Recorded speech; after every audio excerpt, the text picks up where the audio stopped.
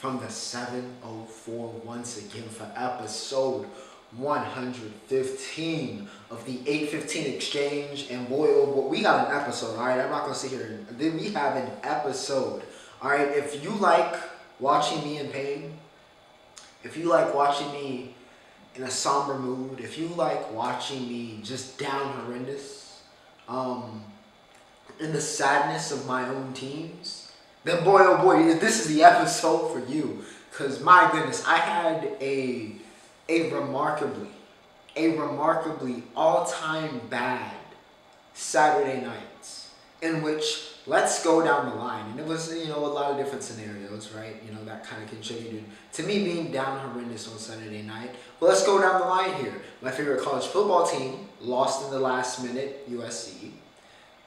My other favorite college team, Duke, lost in the last minute to who else but UNC.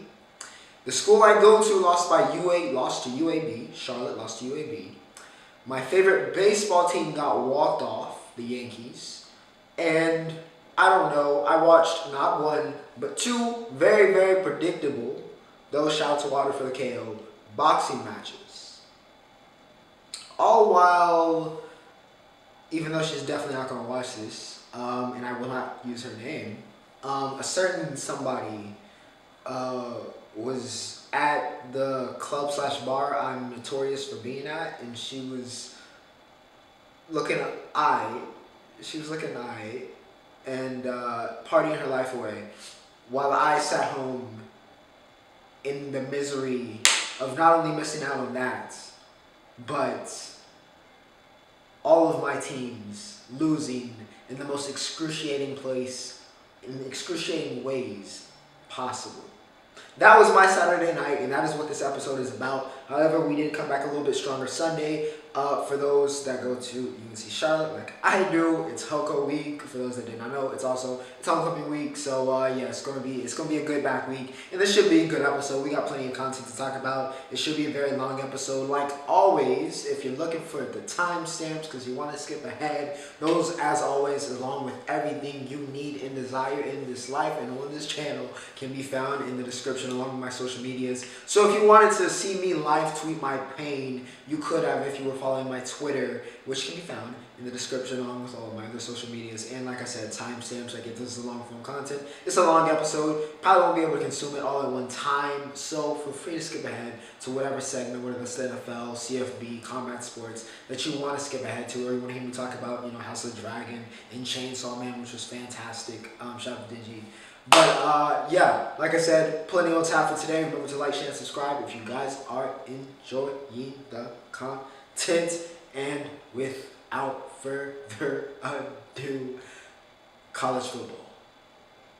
Now, like we got to start off with the home team here. UAB took on Charlotte, and like I said, we took that L, as we have for pretty much every game except for one, which we somehow won, but I digress.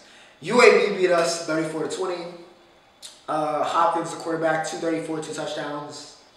However, it was McBride.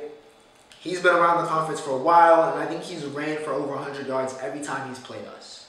Which makes sense because, once again, we are the worst defense in America. I don't have the stats on that. Somebody can pull that up for me. Feel free to. But I'm pretty confident that we are the worst defensive team in America. And McBride ran wild again. He had 137 and 2 touchdowns. He did what he pleased. UAB did what they pleased. And to cap it off, CR3 was not CR3 this week. So, not a great week for the 49ers, both pro and college, but in this case, the ones that live in the Queen City took yet another L. We are 1-6, and I have absolutely no faith in us winning our homecoming game against the team that is statistically speaking and historically speaking the worst team in the conference. And we're at home, and I still don't think we're going to beat them. That is the current state of Charlotte football. A lot of people probably are not going to have a job very, very soon. Now, to kick it over to the national schedule, Michigan takes out Penn State 41-17. And my. Michigan runs for over 400 yards. I cannot remember the last time Penn State got 400 yards put on them. Rushing. Not total offense, that happens, but 400 yards rushing. Absolutely insane. Donovan Edwards was a man unchained. 173 and 2 touchdowns for him. And of course, the man who quite possibly, besides a certain man that he's running back in Texas, is the best running back in the country. And I guess, Jameer Gibbs has a conversation. He's in that conversation. But Blake Corum is absolutely most definitely that dude. It was also good to see running backs coach Mike Hart back. And what a performance his guys put on for him against Penn State. Blake Corum with 166 and 2 touchdowns himself. Edwards and Corum were dynamic. JJ didn't start off, and overall didn't have his finest game, but you know what? Did enough, and especially when you got the running game Michigan has, and you have the defense playing the way that Michigan defense is. They answered the bell against Sean Clifford for the 50 millionth time. They answered the bell against the freshman sensation Singleton. They answered the bell, and they came through. Michigan with a statement win against Penn State as James Franklin fails to win yet another big game. And you know what? Jim Harbaugh does win. It started to turn around for them. All right, Oklahoma State. Or excuse me, not even Oklahoma State. Oklahoma. The Sooners, yes, the Sooners. Upset Kansas, even though is it really an upset if they don't have Jalen Daniels? I believe he's out for a prolonged period of time and possibly the season. DG came back with a vengeance, 402. Eric Gray, look, I've slandered Oklahoma, but the offense was going in this game, so you know what? No slander this week, especially since we lost, so I can't really say anything. But like I said, DG 402, Eric Gray was him, 172 and 2 touchdowns. Marvin Mims, a lot of people thought he was going to be one of the better receivers in the country this year. A lot of people had him in that top 5. Hasn't been the same guy he was last year with Caleb Williams. Of course, there is a steep decline in quarterback, respectfully. It's just a fact between Caleb Williams and Dylan Gabriel. Nonetheless, Marvin Mims has just not been who people thought he would be. He was who people thought he would be in this game. Okay, he was a big reason why they got this win. 9 receptions, 106. Willis also had 5 receptions, 102, and a touchdown himself. Jake Bean, listen, he's doing the best he can. 265. They put up 42 points. This Oklahoma defense still cannot cover or tackle anybody. However, Kansas defense was just a little bit worse. All right, Bean still went for 265 and 4 touchdowns, but we did throw 2 picks. Arnold with 113 and 2 touchdowns, and of course 6 receptions, 106 and 2 touchdowns for Kansas' leading receiver. But like I said, man, Oklahoma, no slander this week, besides the defense, but that's Oklahoma. This was a very, very big, classic Big 12 game, super high scoring. It was a shootout. Oklahoma gets a little bit of revenge for that massive L they took against Texas the week before. Now, speaking of that Texas team, they took on Iowa State this week, and it was not the best start for Texas. Going into halftime, they were down. Quinn Ewers was struggling a little bit. That Iowa State defense was causing them problems. However, Quinn Ewers, we said he was Timothy last week. He came back, and he did what you expect Quinn Ewers to do in that second half. He finishes with 172 and 3 touchdowns. Of course, the man, the myth, Bajan. 135 for him, and X was on, including that disgusting route to take the lead. 8 receptions, 72 yards, and 2 touchdowns from one of the best receivers in the country, Xavier Worthy. And, gotta give a shout, though. Even though Iowa State ended up taking the L, Deckers was a warrior. Took a mean hit in this game, bounced back. He had 359 and 3 touchdowns. Also, Xavier Hutchinson, even though that one drop was inexplicable, you have to make that play. That's a game-changing play, and you potentially can pull off the upset here. But he was able to reel it in. Otherwise, very good game for X. 10 receptions, 154, the other X, I should say. And overall, honestly, hell of a game, especially in that second half. Went back and forth. Hook 'em. Tennessee takes out Bama. Yes, sir. Game of the week. Dang near game of the century in terms of rankings. But yes, I said last week if Bryce Young didn't play, Tennessee would cream them. Pause. This week, Bryce Young did play. However, it didn't matter. It mattered a lot. He had a huge impact on the game. The man had 455 yards and 2 touchdowns. All right? Bryce Young was Bryce Young. He was Bryce Young. However, I have said for the past, 6 weeks of college football, that Tennessee has been playing. I have said one thing consistently, and I have said it, and I will say it again today, because I will rep the 336, even though we are not live from the 336 Somebody had to put on for the city, and that man is Timothy himself, Hemi Hendrix, Chris Hemsworth, whatever you want to call him. Call him Hendon Hooker. He is him. And Hendon was him, even though Jalen Hyatt will also get an honorable mention, if not a co-Himothy this week. But Hook had 385 and 5 touchdowns. Jalen Hyatt smashes the Tennessee receiving touchdowns in a game record. 6 receptions, 207 and 5 touchdowns. It looked like a Randy Moss for Thanksgiving stat line versus the Cowboys back in the day. That's what his stat line looked like. It seemed like every catch he got cribbed. And just about, literally. He only had one catch that wasn't a touchdown. Hyatt was a monster. Alabama had nobody, not even Kool-Aid, that could seemingly cover him. Coverage breakdowns all over the place. Hyatt was dominant. Hook did his thing. Bryce Young, listen, looked as healthy as can be. And listen, this loss cannot be put on him. Jahmyr Gibbs, once again, was Jahmyr Gibbs. 103, 3 touchdowns himself. Will Riker. I don't know what happened. I saw Bama get the ball back. I turned back to see the ending of the game that I'm about to cover after this. And I was like, all right, Tennessee fought well. It's done. But then Bryce got sacked. And then they got pushed back. And they got pushed back again. And then there was a penalty. By the way, I think Bama had over 15 penalties in this game. Completely, disastrous discipline performance from Nick Saban Alabama team. So it was horrid. But nonetheless, they get pushed back. Will Riker has to kick a 50-yarder. Riker's a hell of a kicker. 50-yarder for any college kicker is a little bit of a stretch. He misses the kick. Tennessee gets it back. And what do? They drive it into field goal range. Oh, yeah, because Brew McCoy, 5-1, gets a big catch, puts him in field goal range. And then who else besides Chase McGrath also, 5-1, puts the game away. Scenes in Knoxville, a massive crowd storming of the field. They take down the uprights. They take the uprights somehow out of the stadium. The uprights end in the Tennessee River to get baptized as always. Now the Tennessee is looking to get new uprights, so they've started to GoFundMe because the current uprights are sitting in the Tennessee River. Anyways, just incredible scenes. Happy for Hook. Happy for Hyatt. Happy for Tennessee, man. First win since 2006. I was 5 years old the last time Tennessee beat Alabama. So, yeah. Happy for them. Long time coming. And shows that Jeremy Pruitt and this Tennessee team is, in fact, for real. Bama gets the loss. They drop down to 6. I think Tennessee's up to 3. And, yeah, SEC just got a lot more interesting. The game I switched off to was another phenomenal game, and that was TCU and Oklahoma State. We had a great college slate this week, guys. Max Duggan, 342 and 3 touchdowns. He did it again. Maybe we might need to have a conversation.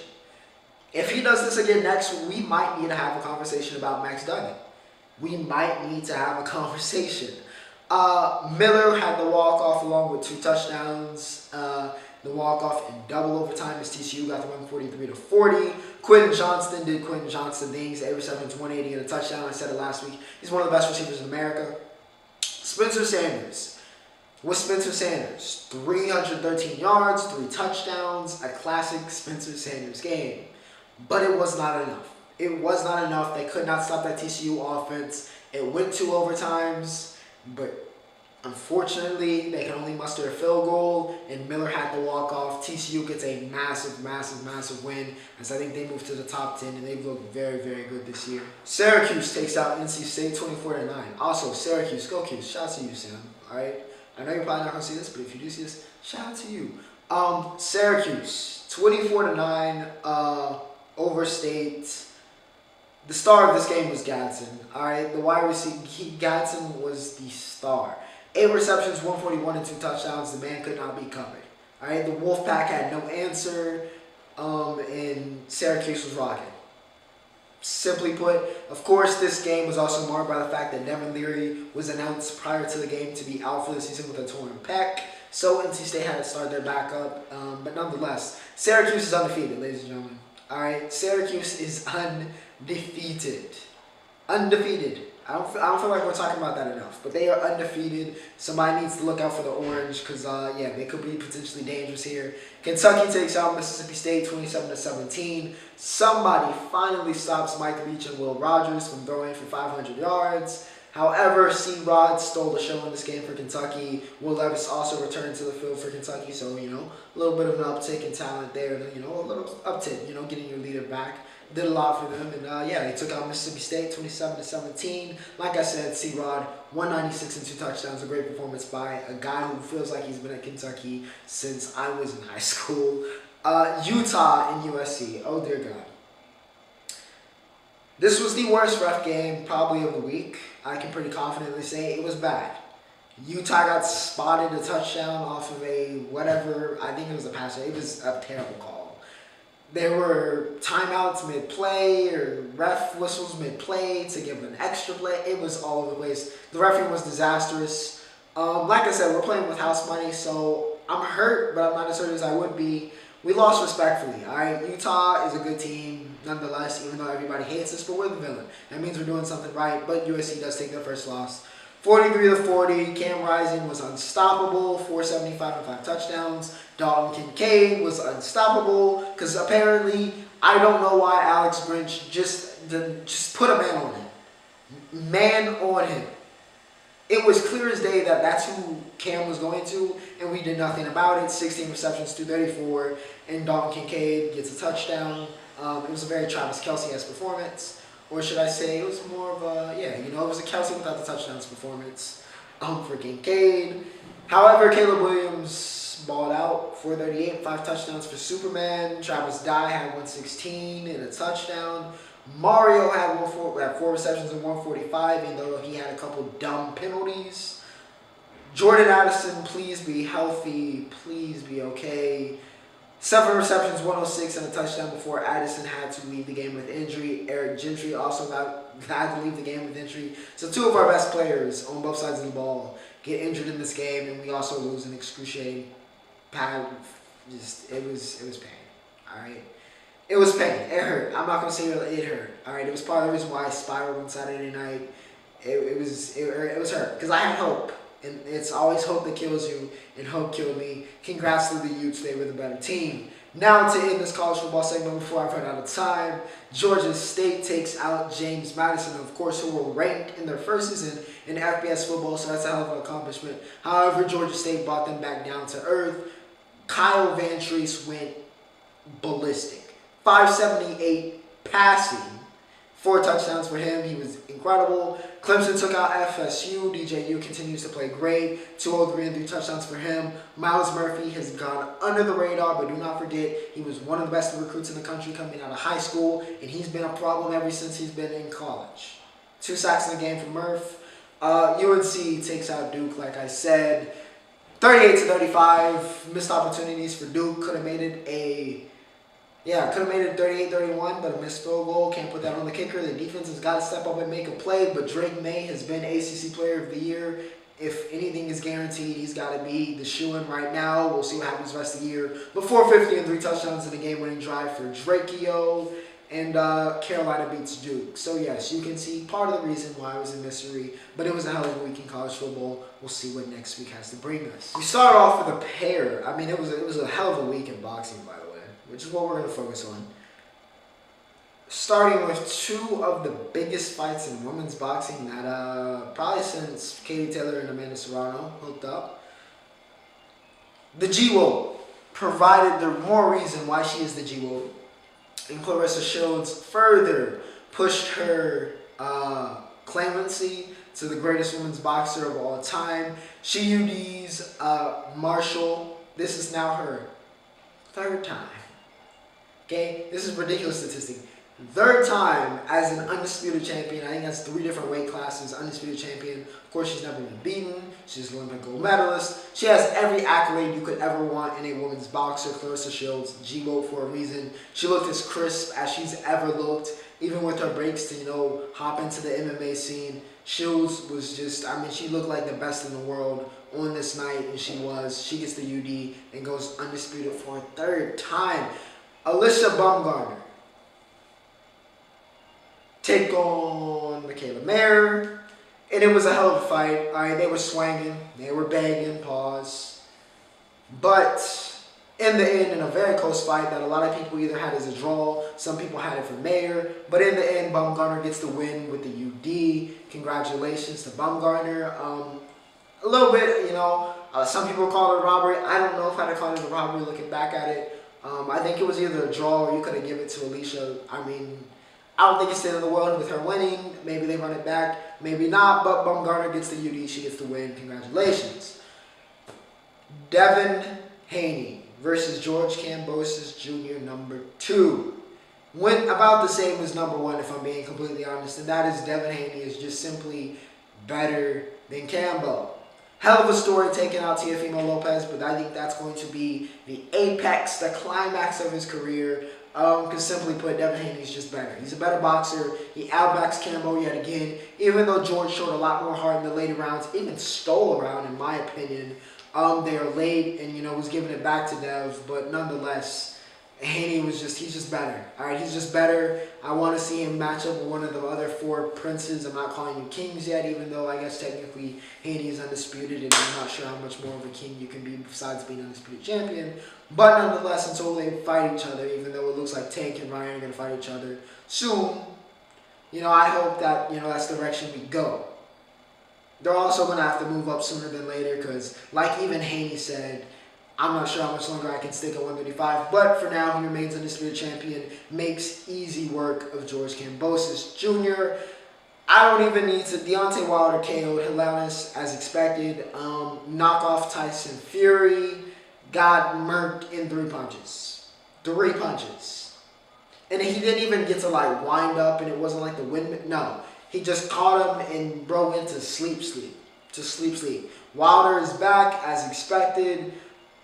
I'm interested to see who he faces next. A lot of people saying Andy Ruiz. I'd be interested in that. A lot of people are saying AJ. I would definitely be down for that. However, Wilder with a statement-making performance that, yes, even though he did lose to Tyson Fury, even though those fights went the way they did, he is still, at the end of the day, Deontay Wilder, and he is a problem for everybody, and I mean absolutely everybody, bar the big 6'9" gypsy in that division. Now, UFC goes over to Dubai this Saturday, which unfortunately is during the time which I will be at homecoming. So I will probably be watching UFC. Well, I will be leaving that game early if it is any type of garbage. If we are getting blown out by FIU, I will waste no time in getting back to watch the rest of this card. Make no mistake about it. All right. However, it is headlined by a matchup a lot of people have been looking forward to. Charlie Olives takes on Islam. Look. I don't know. I don't know who's going to win this. I can tell you, don't ask. I got nothing, all right? I got nothing. I got nothing. I can see it going either ways. Islam has been so dominant that it's hard to imagine him losing. However, Charlie Olives has just managed to find ways to win, and he's such a complete fighter that I can see him being the one to beat Islam. I expect this to be a great fight. Either way, we're going to have a hell of a champion coming out of it. Aljo, who's got a lot of flack because he took a picture with the Top G, or both of the Top G, or he took a picture with the Tate brothers and caught a lot of flack for it. Anyways, he's fighting TJ Dillashaw, by the way, this coming weekend. TJ looking to prove that, I should have never lost the belt anyway. If I hadn't been caught, with EPO, I would have probably still been champ. But we're going to find out. The new guard is risen. They've taken over with Aljo, with Peter Yan. It's time to find out whether Dillashaw can still hang. And we gonna find out. TJ looked good his last, he looked good in his last outing, but I don't know if I can put him over Aljo. I think Aljo might creep it out. However, I wouldn't be mad if TJ won, to be honest. Peter Yan taking on Sugar Sean O'Malley. Sean has balls to take this fight because I think Peter is going to butcher him and probably knock him out, if not submit him. Either way, I think the Sugar Show is getting finished and he's going to take his first legitimate loss in the MMA. I don't see it going anywhere else, but I hope he's getting paid because he took a hell of a risk taking on Peter Yan, who essentially is the boogeyman in that division, even though Aljo did beat him fair and square last time around. But with that said, should be a great week in the UFC, and of course we'll talk about that on episode 116. Now let's head over to entertainment as we've reached the midway point. House of the Dragon. The Race to Aegon headlined this week's episode as everybody was trying. It was like, where's Waldo? Where's the prince? You know? Or since Viserys has died, where's the king? Okay, where's the king? So we had the Cargill twins, Eric and Eric, taking on one Aemon One Eye and Sir Criston Cole of the Knights Guard. However, before we even got to that, Lord Beesby was like, all right, listen, you're trifling. There ain't no way this man said that, and he died for it. He died for it. By the way, Kristen has to be inhumanly strong because he put that boy down like the mountain. But I digress. Harold Westerling kept his honor and said, I'm out of here. I'm not going out like this. I'm surprised he's lived this long because he was definitely already dead in the books because Kristen becomes Lord Commander even before what happened in the show. But nonetheless, you know what? They're taking creative liberties, and we'll talk about one scene where they took a lot of creative liberty. And even though it's kind of getting a mixed reaction, we'll talk about that. It was a huge moment at the end of the episode. I think you know what I'm talking about, probably. But yes, everybody trying to find Aegon. We find out Aegon has been siring bastards. We find out he's been out on these streets, as we know. We finally got to see his son and daughter, who looked adorable and so innocent, even though it is about to get very, very messy. No spoilers in me saying that. But Aegon is finally found by the Cargill twins, and then Kristen and one of the Cargill twins fights. Of course, we saw Mysera and Otto. By the way, Otto was just scheming. Alyssa and Otto were also kind of fighting off in this or squaring off in this. I felt for Alyssa in this episode. But nonetheless, Aegon gets found and brought back after Kristen and Aemon run into Otto meeting with the White Worm over his whereabouts, and they just kind of tell them, and they get Aegon back. So we'll get back to Aegon, but that's kind of how that storyline went. The other storyline was Alyssa just kind of dealing with her own agency. Everybody seems to be moving her like a chess piece. Everybody's moving her. And it's kind of what Rainey said in their discussion together, which was a great scene by both Eve and Olivia. She's just constantly, has she ever thought about doing things for herself? She's constantly abiding by the whims of these different men in her life, whether that's doing things for her father, it's doing things for, her husband, it's doing things for her son. She's always at their mercy, it seems, and she's never doing anything for herself. And that was just it was an interesting storyline and seeing how that played out. And now even for Larys, of course the clubhood has a foot fetish, and that's all I'm going to say about that scene. Alright, but anyways, Aegon gets brought back, and he doesn't want to be king, yada yada yada. We find out that he took his brother to a brothel, and I guess we see where Aemon gets his love of MILFs. You'll see where that comes into play a little bit later in the coming seasons. However, Aegon gets brought back, he reluctantly becomes king, until he gets on stage and he finds out that everybody loves him, alright? Now he was dripped out with the crown, he had Aegon's crown, he had the dagger, he had Blackfire, which looked incredible. Alright? Aegon looks like a king in that moment, and he was received like a king, and for the first time in his life he felt love, which is all he's wanted. He's a very complex character, even though he is a pitiful, pitiful man. He just wants to be loved, and he finally got shown love, and for the first time in his life he probably actually did want to be king in that moment. However, that moment got ruined because Rhaenys decided to murder all of the small folk and escape.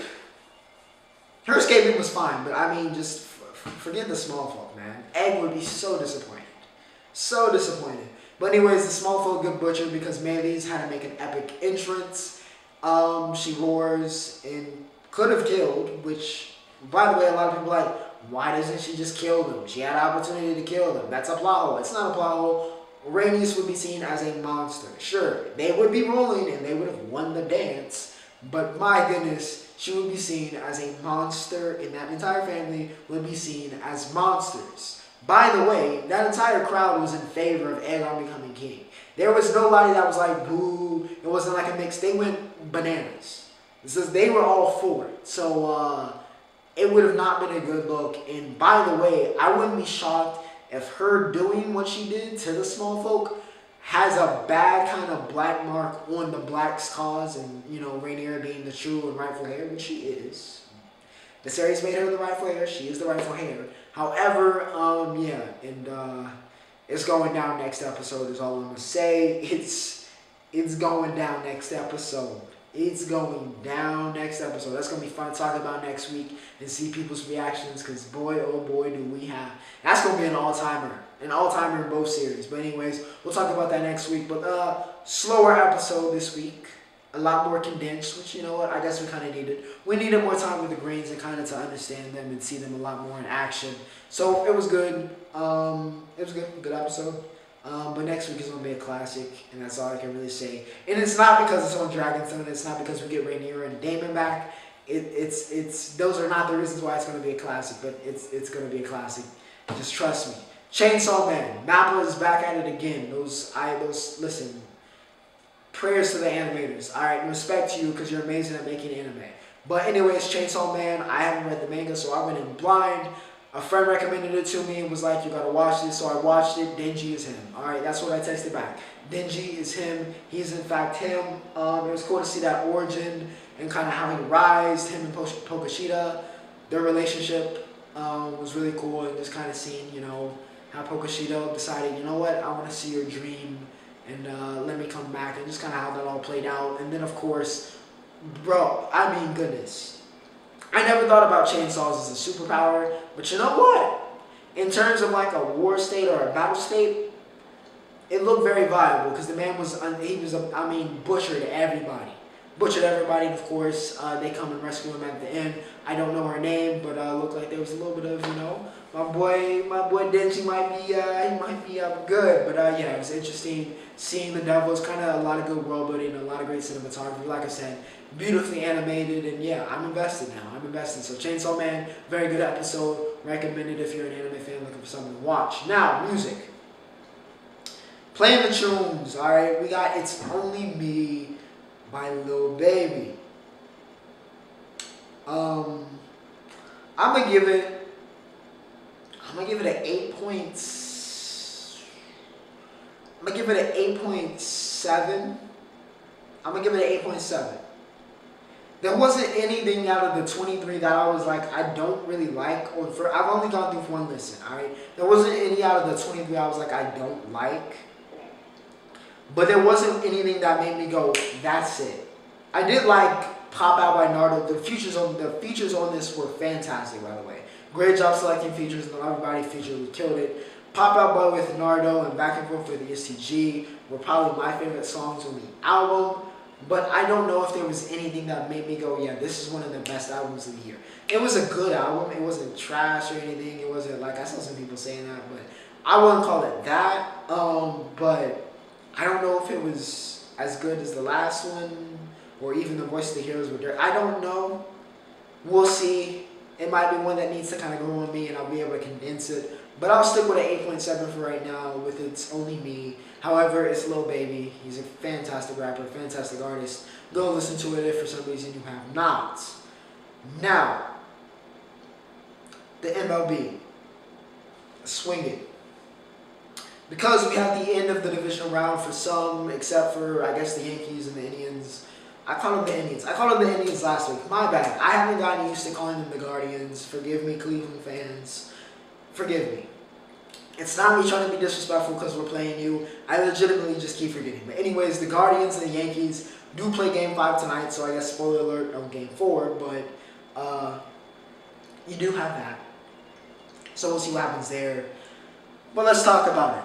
Because yet another piece of the puzzle of my misery this past week, were the Yankees losing. Alright, we lost. We lost Game 3. I thought we were going to get eliminated. However, we came back in Game 4.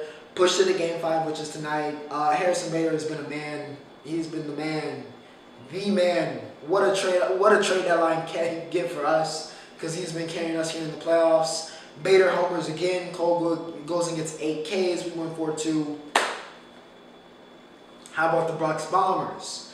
Now let's talk about the series that have concluded. Going over to the National League, the Philadelphia Phillies and Bryce Harper, who hit 500 in the NLDS, get the win over Atlanta 3-1, and we will have a new World Series champion. Like I said, Bryce Harper, has looked like Bryce Harper, MVP Bryce Harper. He has been on one in the playoffs here. They get to win 8-3 in Game 4. They're moving over to the NLCS. San Diego takes out, yes, the Padres beat the Dodgers. They exercise their Los Angeles Demons and get the win 5-3. Cronenworth with 2 RBIs in this game. Joe Musgrove, of course, we had the ding with the substance, which was not there earlier in the playoffs. Well, no worries yet again here. AKs, he's been brilliant in the playoffs. He gets the win here. By the way, the Los Angeles Dodgers continue to make history again this season as they become the team with the most wins in the regular season to ever not make a championship series. So congratulations to the Los Angeles Dodgers. Truly history makers. Maybe you need to spend another $200 million on another franchise player, and maybe that'll work out and make it happen. But otherwise, rest in peace to yet another one of my ops. The Houston Astros took out the Seattle Mariners 3-0. They get the sweep. It wasn't even really close, even though this one was close. All right, this one was close. The Mariners gave it all they had, but just couldn't get any offensive production. This game went 18 innings. I think it's the longest playoff game in MLB history. Don't quote me on that, but I'm pretty sure 18 innings, you would think. But yeah, nearly 20 innings for this to end 1-0 because Pena walked it off. Or was it a walk-off? Or did he just go ahead? It may have been a walk-off. Actually, no, I think it was just a go-ahead. I think it was the top of the 18th. He had the home run in the night because Seattle was at home. So anyways, Pena gets the home run to go ahead to win the game. The Astros win in 18. This game was on forever, as you would expect with an 18-inning game. Nonetheless, the Astros are looking very, very good. You got to think they would be the favorite to make it out of the AL. As we head to the ALCS, whether that's against us, the Yankees, or the Guardians, you got to think they would be the favorite, and probably the championship favorite at this point. But, yeah, the Astros, they've been the Astros for a minute. So, yeah, no surprise here. This is the bad Astros of the mid-2000s. This is the 2020s, 2010s. Houston Astros, they are a championship threat every single time. We'll see who they're facing after tonight. Ladies and gentlemen, welcome to the NFL segment. If you skipped ahead, welcome. Of course, if you missed the first 4 parts of why I was down bad this Saturday, welcome to the reason I was down bad on a Sunday. Even though I didn't pick us to win this game. But we'll talk about that. It's literally the last game we'll talk about. So don't worry. If you were worried, is the misery talk of Chris being down bad? Is it? No, it's not over. So we'll talk about that. But we'll talk about that later. We'll get to that. First off and foremost, I want to talk about yet another disastrous Thursday night game. I don't even know how much I really should talk about this. Listen, war crime. This is a crime against football. The Thursday night football is a crime against the sport at this point. The Commanders win 12-7, and yet another Thursday night football banger. All right, yet another Thursday night football banger.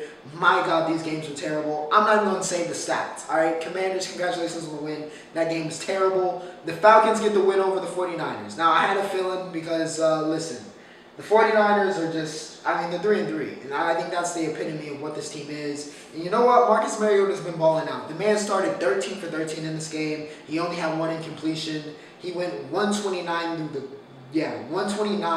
through the air, 50 through the ground, 3 touchdowns to go. So shout out to Mariota, looking a little bit like Oregon Marcus Mariota in this game. But he's been good for the Falcons. I'm not going to lie. He's been a very good quarterback. Even though a lot of people were like, you know what, Falcons going to have to go get a quarterback, Mariota has been solid. He has been solid this year, so shout out to Marcus Mariota. He's been balling out this year. And, of course, the defense stacked up, caused 2 turnovers against Jimmy G, picked him off twice. And Jeff Wilson also had who's been stepped up big time at that running back position for the 49ers this year, my bad. He lost the fumble in this game and really didn't do much of any notes. Of course, they didn't have Nick Bosa, didn't have that pass rush. So the Falcons are able to get the win. The Patriots. Matt Jones is looking a lot like Drew Bledsoe nowadays. But the Cleveland Browns suck. All right. Once again, y'all had those 2 years of hope, but y'all just suck again. All right. I'm going to be brutally honest. Y'all blow. Y'all blow. Pause. Blow. Just horrid. Anyways, the Browns lose to the Patriots 38-15 at home. Zap looked like a franchise quarterback, 24 for 34, 309, and 2 touchdowns for the rookie. Ramondre Stevenson, 76 yards and 2 touchdowns for him. He also had 15 through the air, or should I say receiving. But yeah, complete dominance. Belichick chides George Halas with his 324th win. So congrats to one of the greatest coaches of all time. If not the greatest. Some people will call him the greatest. But yeah. Brissett 2 picks. Patriots just simply overmatched the Browns. We need to have a conversation. All right, ladies and gentlemen. We need to have a conversation about the New York Jets. And we also need to have a conversation about the Green Bay Packers being dirt. Or just mid, at best. I'll give them mid at best. I won't call them dirt. They're mid at best. But we need to have a discussion about the New York Jets. I'm not fully convinced that Zach Wilson is, the guy. He may be eventually. But you know what? They're 4-2. The defense is causing problems, right? The defense is causing all types of problems. Sitting here at 4-2. They've gone out. Quentin Williams playing like one of the best defensive linemen in the country. Well, in the country. In the league.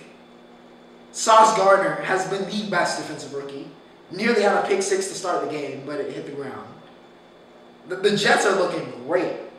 All that drafting's working out. Breece Hall, rookie, 116 and a touchdown. Like I said, Quentin Williams, second or third year player. Sauce Gardner, rookie.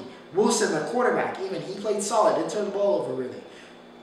The Jets are looking dangerous and more dangerous by the week, and the Packers are looking worse and worse by the week. A-Rod has simply not been A-Rod, even though I can't really put this game on him.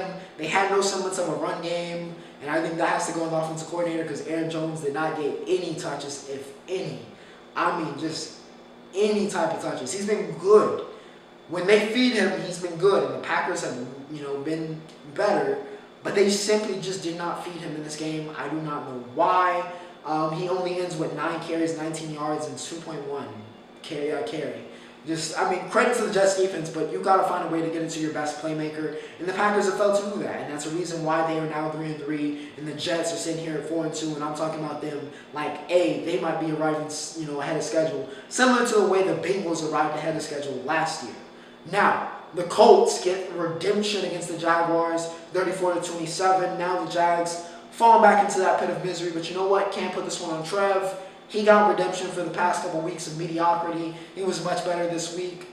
20 for 22, only 2 incompletions, 165 and a touchdown. The man also was, running like probably one of the best running performances of his NFL career. With the 2 touchdowns, the way he used his feet in this game. So yeah, shout out to Trev. That's an underrated element of his game, and he looked much better. He looked like more like the Trevor Lawrence we saw to start the season, and not the ones we've seen the past 2 weeks prior. However, like I said, it just simply was not enough. That Jags defense was bad. Shaquille Griffin was getting cooked. In the words of Adrian Broner, I'm getting cooked. Matt Ryan was picking on him. Matt Ryan, by the way, 42 for 58, 389, 3 touchdowns, passed Dan Marino, all-time in passing yardage for the future Hall of Famer. Yes, I said future Hall of Famer. He passed Marino in passing yards. He's got an MVP. Sure, he doesn't have, maybe as many All-Pros or, he lost in the Super Bowl. But listen, Matt Ryan's got to be a Hall of Famer. Michael Pittman Jr. is also back. 10 receptions, 134 for him. Even without the touchdown, this man was unstoppable. Deion Jackson was the fantasy sleeper of the week. DJ gets 10 receptions, 79 yards. So if you were PPR, he definitely blessed you. If you started him for whatever reason, because JT wasn't playing, he also had a touchdown on the ground. But like I said, the Colts with an impressive win. Matt Ryan and MPJ go ballistic. The Vikings take out the Dolphins. Like I said last week, the Dolphins, it's over. All right, your season's over. It's done. Finito. Finished. Kirk Cousins, 175 and 2 touchdowns. Dalvin, 77 and a touchdown. For the Dolphins, the 3 Musketeers did their thing, right? Tyreek Hill, Cheetah, 12 receptions, 177. Waddle had 6 receptions, 129. Gesicki had 669 and 2 touchdowns. If I read you the receiving statistics, you would think the Dolphins won this game. But no, Teddy H2O got picked off twice. Skylar Thompson had to come in the game. They, gave up the ball twice via fumbles. Turnovers killed them ultimately in the end, and the Vikings took advantage. They get the win 24-16. The Bengals take out the Saints in one of the best games of the week. The Saints are 2-4, but you know what? They have delivered banger after banger. They're the anti-Thursday Night Football right now. Every single Saints game has been a good game this year. Even though they're 2-4, they have been putting in the work in terms of the entertainment value. Joe Burrow back home in Louisiana. I know he's from Ohio, but listen, he is Joe Burrow when he is in Louisiana, and Joe Burrow showed up to play. 28 for 37, 300 yards and 3 touchdowns for Burrow. Oh, by the way, Jamar Chase went to LSU as well, so you know he had to go stupid. 7 receptions, 132 for 2 touchdowns for the LSU legend. And it looked like good old times back at the Superdome for the LSU duo as they took this game over. Chase gets the go-ahead 60-yard bomb to win the game with 1 minute 57 seconds to go. Don Kamara, the Saints didn't play particularly bad, but listen, Burrow and Chase were not losing this game. They were hell-bent on winning this win, and the Bengals get a much-needed road win against the Saints. The Giants are 5-1. I repeat, the New York Giants. I don't know what's going on football-wise in New York, but it's working. Brian DeBall looking like Coach of the Year right now. The Ravens continue to be the most underwhelming team of the year. The Giants get the win 24-20. Saquon Barkley, you are a genius for not running in and giving them the ball back. So credit to you.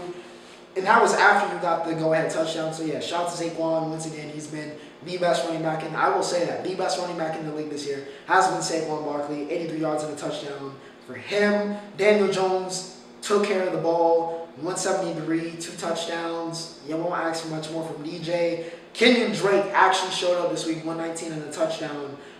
Mark Andrews had a costly drop, but overall, still a good game from Andrews. But Lamar Jackson has not been the Lamar Jackson we saw the earlier weeks of the season. He has not been that guy. I don't know if defense figured him out or what happened, but he has not been the Lamar you saw earlier in the season and you loved and were singing his praises. He has not been that guy, so we'll see what happens. But yeah, the Giants take out the Ravens. The Steelers, yes, the Steelers get another win. I was looking very much so like they were going to be 1-5, but nonetheless, Kenny Pickett and co. find a way to knock off the Bucks, who they just don't have it. They just don't have it. It's kind of looking like maybe Tom should have, saved his marriage instead of being married to the game. Just maybe you should have stayed married, my boy, because it's not looking like y'all got it this year. I'm gonna be honest, it's just not. Now, Pickett got knocked out of this game, so unfortunately, great game for him. 11 for 18, 1 touchdown. Trubisky came in, and you know what? He handled business, so I won't say anything. Money Man Mitch had 9 for 12, 154, and a touchdown. Chase Claypool redemption game, 7 receptions, 96 yards, and a touchdown, and a plethora of important catches. And yeah, even without Minka Fitzpatrick on that defense, the Steelers defense still showed up, and the Bucks, like I said, they just don't have it this year. They take the L.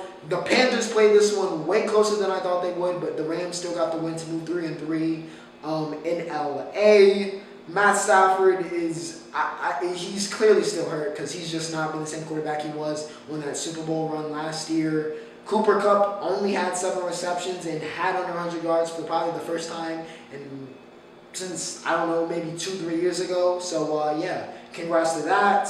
McCaffrey with over 200 yards, with over 100 yards, total offense, but it was not enough. P.J. Walker came into this game after Baker Mayfield was unable to play this week. And you know what? He was respectable, but then P.J. got knocked out and they had to go to Eason. And the Panthers are just bad, all right? Bryce Young, Hendon Hooker, C.J. Stroud. One of you are a Panther. I don't know which one, but I guess we're going to find out. The Seahawks take out the Cardinals, who, once again, similar to the Ravens, are just one of those teams that are destined to underwhelm. The Seahawks, by the way, are 3-3 to many people's surprise. Geno Smith didn't go off this week. Instead, it was Kenneth Walker III making me pay for cutting him in fantasy earlier this year. Kung Fu Kenny had 97 and a touchdown to go along with 2 receptions and 13 yards receiving, so over 100 yards total. Kenny was a monster, and Seahawks controlled the run game. That defense was locked down. Tariq Woolen, by the way, 4 straight picks for the rookie in 4 straight games. Richard Sherman was showing him some love on Twitter, and my goodness, the Cardinals are just I don't see a way. By the way, Kyler with 322 yards, and it meant nothing. It meant absolutely nothing in this game. But, yeah, I think Cliff Kingsbury is going to be back in college next year, and I think that's all I really say about that.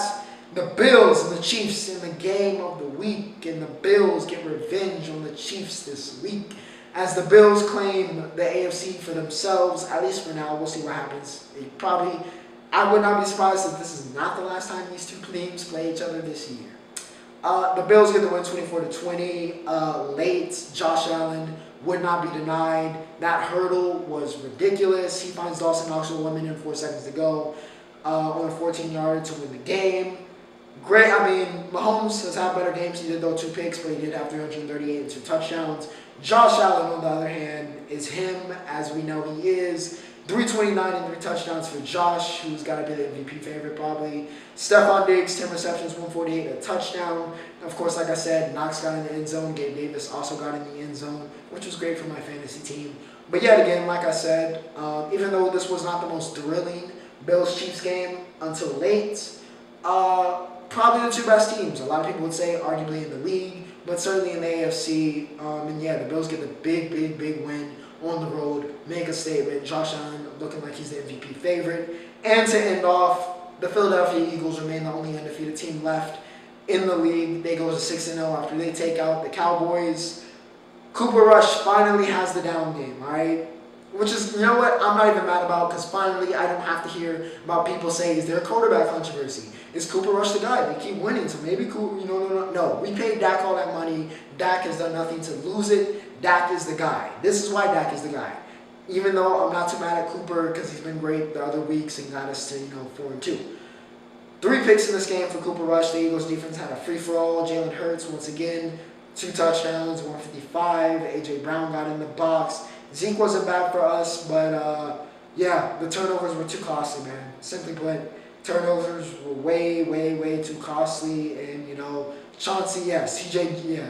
Even though I don't love Chauncey Gardner-Johnson, I don't love him. I don't. He's not my favorite player.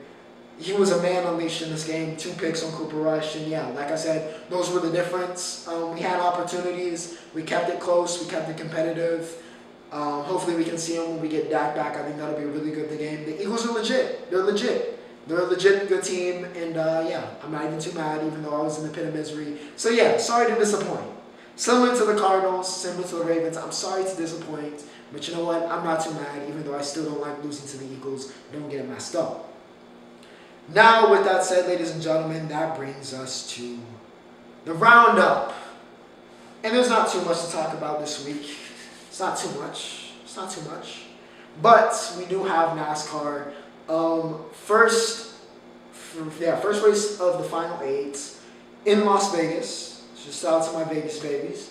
Joey Logano had the best car all day, and he got the win. Of course, we have the Kyle Larson, Bubba Wallace situation. We'll see what happens there. But Logano, he was the fastest car. He looked the best.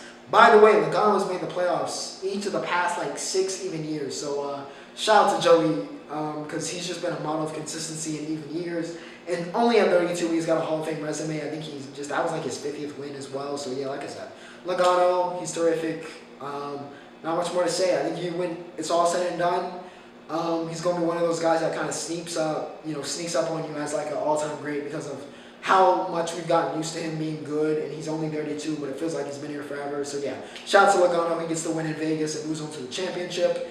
And to end us off here, we'll talk about El Clasico, of course. The OVO owl was on Barca, and even though the Drake curse has been broken multiple times, maybe it cursed Barca just a little bit here in El Clasico, or maybe he was a sleeper agent. Okay, he was partying with Benz earlier, this year. So we'll see. But Real Madrid gets to win 3-1 over their chief and rival. Ben scores. Federico Valverde has been one of the best midfielders in the world. Not a lot of people talking about that, but Valverde has taken that stuff. Although a lot of people had him picked to be one of those next grade midfielders, being one of those world-class guys. He has been world-class this season. And Rodrigo scores in the 90th minute to cap it off, and Madrid wins El Clasico. The Barca unis were tough, but it wasn't enough. And yeah, that was a great episode 1 115. Yeah, episode 115. That's crazy. That just hit me. Episode 115. That's crazy. 115 straight weeks of doing this. But yes, yet another great episode of the AFC Exchange. I hope you guys enjoyed.